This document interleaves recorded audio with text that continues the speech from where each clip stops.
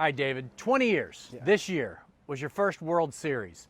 Does that seem like a different lifetime ago, or what are your thoughts 20 years later? My joke has always been that that's my past life because it seems so long ago. But the pretty cool thing about it was this year we had a 20-year anniversary. So the whole team got back together. And once you bring us back together, it seems just like yesterday. Really? Yeah. What's the best memory from that one 20 years ago? Oh my gosh. So the best memory is always the final out. So, Percival throwing the pitch, Kenny Lofton hitting the fly ball, Darren Erstead coming down with the catch.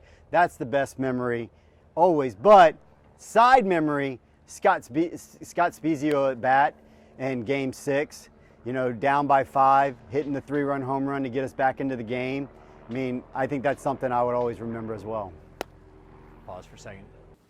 All right, so that was 20 years. Yeah. And then, 2006, I think, was the next time you were in it. That one's got to stick out, especially with the Cardinals. Yeah, definitely. When you join the St. Louis Cardinals, it's all about the rich traditions, and the rich traditions are carried on by winning World Series. And when I walked through the door, I had the opportunity to meet guys like Stan Musial, Bob Gibson, Lou Brock, Red Schoendienst. So it was something very special to, on the final day, once again host the World Series championship trophy, and now be part of that legend going forward. How do you explain what happened with you during that series? I mean, you're a good player, obviously. All of a sudden, you just get on fire, MVP award. How do you explain all that?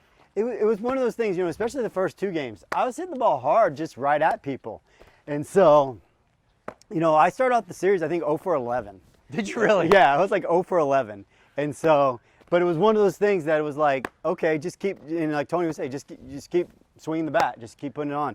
And then once you start watching it, and you're like, oh my gosh, I just found some holes.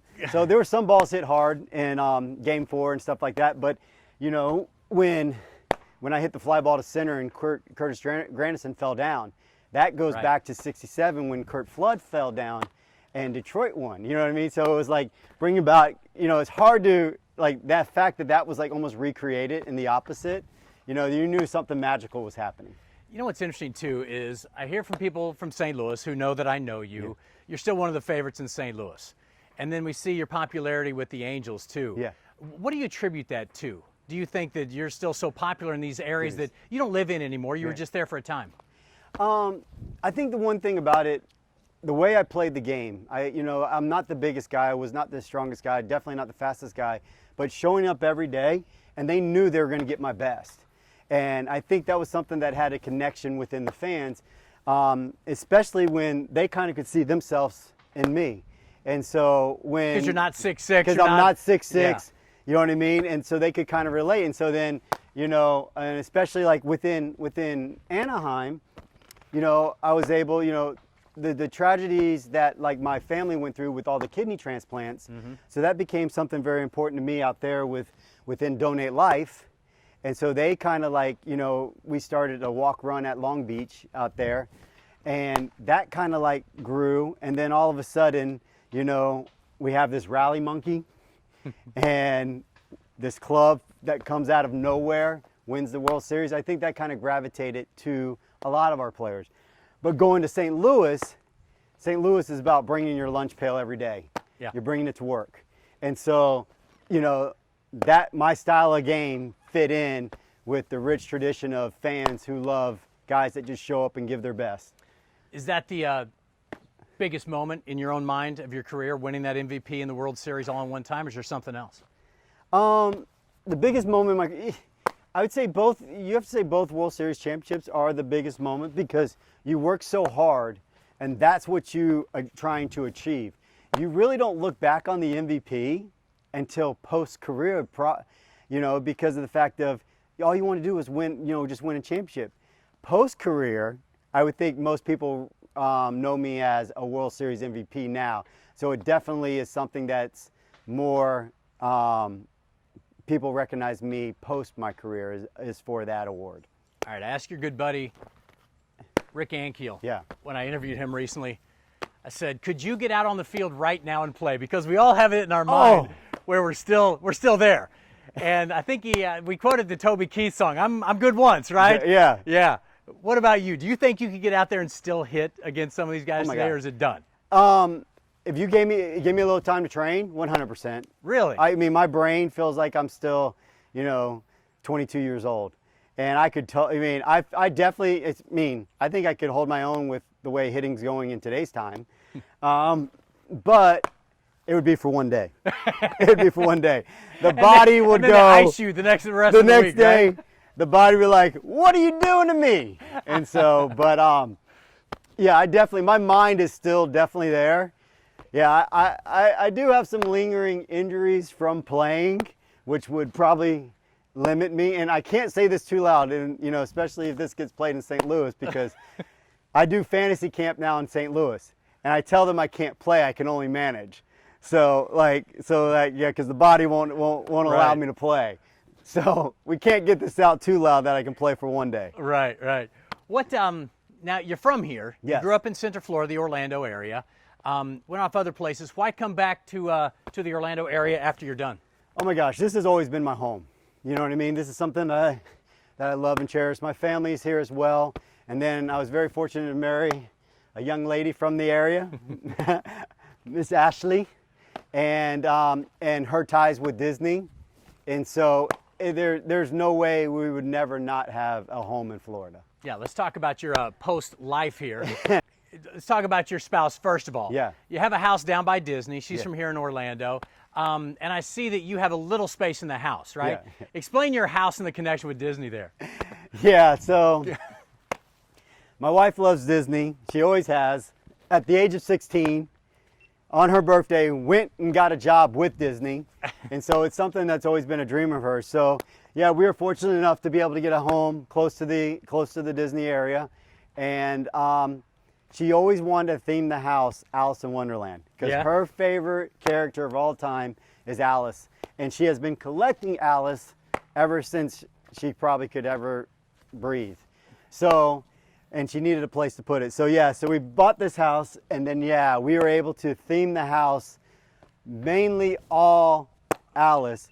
But there was a little, we call it the mud room, right off of the garage that she gave me because I'm not a big person on displaying anything I have.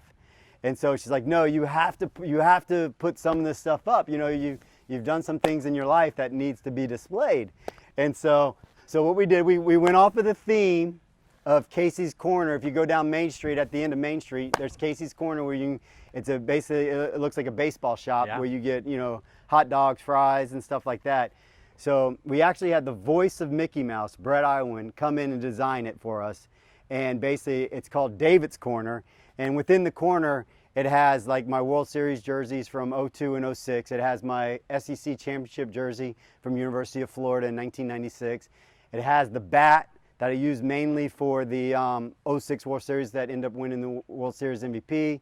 We have, from winning the World Series MVP, I won a Corvette. And Chevrolet gave me $5,000 to make it my own. So within each of the head pieces of the Corvette is my autograph and a World Series logo. So on the wall is the actual cutout that they put into the car as well. So just little things of what have happened in my career. All right, I want to wrap my head around the bat that helped you win the MVP in the World Series is in the mudroom. Is in the mudroom. By the garage? Right by the garage. So where you wipe your feet. That's where the bat that won the World Series MVP is. Yes. Okay. That's where the bat, So. By the way, there's a lot of stories about the Corvette. Yes. So the story on the Corvette is the fact that, so all of a sudden I get named World Series MVP. They hand me the keys to this yellow Corvette that's sitting on the field. I'm like, okay, great. So after the game, after everything's over, the car's underneath the stadium now, and I still have the keys. All right. And so the problem is I don't drive stick shift and no chance of driving that home that night. So I actually found our clubhouse guy, Mark Walsh, and I'm like, Walshy, how am I supposed to get this home? Like, I don't know. He's like, I don't know. Just leave it here and we'll figure it out. Go to find out, it was a promo car. So if I would have driven it home, it was never my car. and so basically, Nice pick. Ooh, See that? still got it. I can Yeah. still play. Yeah, so basically, about a month goes by, no idea. So finally I had my agent call up the Chevrolet and like, hey, you know, how can my client get his car? And he's like, he wants the car? And they're like, yeah, he does. He's never owned a car. He definitely wants the car. And he's like, okay, most people give it away and stuff. He's like, no, he's not. So Chevrolet actually sent me their whole manual and like everything within. And me and my brother got to hand pick out what we wanted within the car. So basically, it's not the yellow that everyone sees. It's black on black, and within the brakes is red. So it has the cardinal red within the brakes. And You then still have the car? What? You still have it? I gave it to my brother. So my brother has it. It just turned, I think, right under 12,000 miles right now. So it's in pristine condition. Well, my brother, he loves cars. And even like growing up, he had a 65 fastback Mustang, but had to sell it because he was going to college, you know. We just didn't have money that we could be wasting on something that truly was not a necessity. And he was the reason why I made it, you know, into the big leagues. He was right there with me, helped me with my swing and helped me with my mindset throughout my whole career. And so I thought it was, I thought he deserved that car. And he loves it, he takes care of it. And so, yeah, so he still has it. Wow, that's cool. Yeah. All right, so, you know, the interesting thing about this series right now is, you know, you could say the Phillies weren't the best team in the regular season. It's about getting hot at the right time. Is that how you're assessing this? Oh, 100%. If anyone remembers the 06 series, we limped into the playoffs. We would have been the biggest ever collapse in Major League history with the lead we had to not make the playoffs. But all of a sudden, once you get into the playoffs, anything can happen. And we got hot, and that's what you're seeing in Philly right now. Oh my gosh. You know, Bryce is on fire, Schwarber doing what he's doing, Reese. You know what I mean? Like, it's one of those things that they're playing the way many people thought they always should have played throughout the whole year. And so, and then their pitcher, you know, their pitching staff, they're back into the bullpen. You know, that came out of nowhere. And I think that's the biggest surprise is what the bullpen's doing to allow them to keep the leads that they've had. And so, yeah, it's interesting to watch. And I don't know about you, but the Philly fans, is that not like they're like, into it? I don't care if you're not even a baseball fan, watching what they're doing on a nightly basis when they're showing up, it just brings a lot of enthusiasm. It's exciting. Let's sum it up with this one. So you've been out of the league how many years now? 12. 12 years you've been out of the league. A lot of guys that I talked to just didn't know how to go on after they got out of the NBA and NFL. How difficult has it been for you having a second life after a very successful career like that? I like to say it was actually pretty easy, because like you said, most people when they leave the game, they have nothing. And when I left the game, we had just launched Her Universe, my wife's company. And so I went from on the playing field to the boardroom. So I was in the boardroom with Lucasfilm, with CBS, with Disney, you know, closing deals to make sure that we, you know, this female sci-fi apparel that no one thought there was a market for, to create this market. So it was just like stepping out of one arena where many people didn't believe I could do that, stepping into this other arena with my wife now, where many people said, even Lucasfilm said, like, I mean, we've done it many times, what's the difference? And she's like, we're gonna go to the community. We're gonna let the fans lead us. And that's what we did. And so it was a great challenge. Yeah, we joke, I go from the field to selling women's clothing, but it's been a lot of fun. And then my wife's journey has taken, you know, leaps and bounds, 100 degrees with the character of Ahsoka Tano. She originated that Star Wars character, and where that character has gone within the Star Wars universe, and then everything she's done with Disney and the clothing line, and she just launched a new book here last Tuesday. And so it's just one of those things, like, I'm never not busy. And so it's like, I haven't even had time to think about, oh my gosh, my career's over yet. Because, you know, I just hold on tight to her and like, where are we going next? That's good. That's a good way to wrap it up, Joe. That's good. Yeah, that'll be good. Okay. Yeah. We'll go down that road then. Okay. Yes. So tell us about the shirt, fansforlife.org. What is that? Yes, I was very fortunate to team up again with Mid-America Transplant in St. Louis. So I did it back in the day in 2007, where it was like the drive for 300. So me hit 300 as an average and get 300,000 people to sign up for organ donor. And so they allowed us to have organ donation stands at the park where people could register. And I mean, the numbers, we were third in the nation in registry. So why pick that as your charity? Yeah, so my kidney failure within my family is something that the majority of us have had. You know, basically my oldest brother, 2 sisters, my father, I have now 4 nieces and nephews that will have, that one has already received a transplant, and the rest will need transplants going forward. Both my sisters will probably need new transplants as well. My mom and my brother have donated already one of their kidneys. I'm on the list to donate at some point in time. So it's something that's very near and dear to us. And so, yeah, having the ability to team up with Mid-America again, and St. Louis Cardinals allowing us to set up a booth at 6 times a year at the stadium, you know, it's just been, you know, awesome. I'm going to send that up there too. Okay. I'll send all that stuff. 3, 2. Well, the World Series is on once again. It's here on Fox 35. So what do I do each and every year about this time?